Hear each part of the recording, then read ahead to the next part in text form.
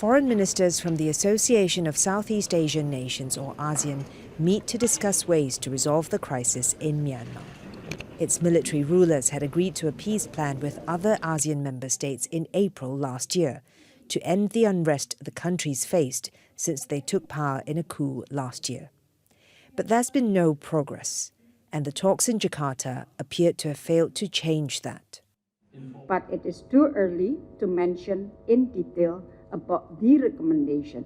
Karena sekali lagi, tugas dari pertemuan. Because once again, the task of this meeting is to prepare for the next month's summit in Phnom Penh, which, among other things, will have a special session to discuss the implementation of the 5-point consensus.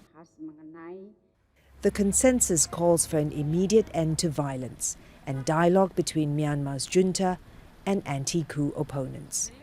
But the conflict is worsening. This video shows the aftermath of airstrikes by Myanmar's military last weekend.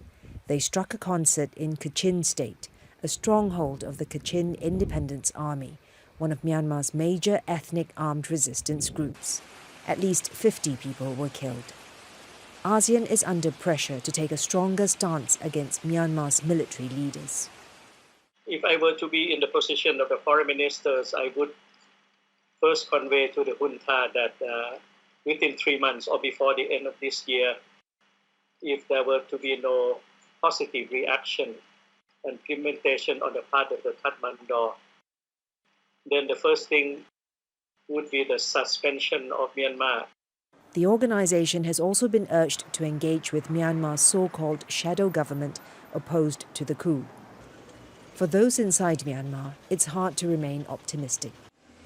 We've been moving towards a military solution. Internally, domestically, the options for a political solution are running out, or they never existed at all. The junta plans to hold an election next year, but it's being criticized by many as a way to grant legitimacy to military rule. Florence, Looi, Al Jazeera.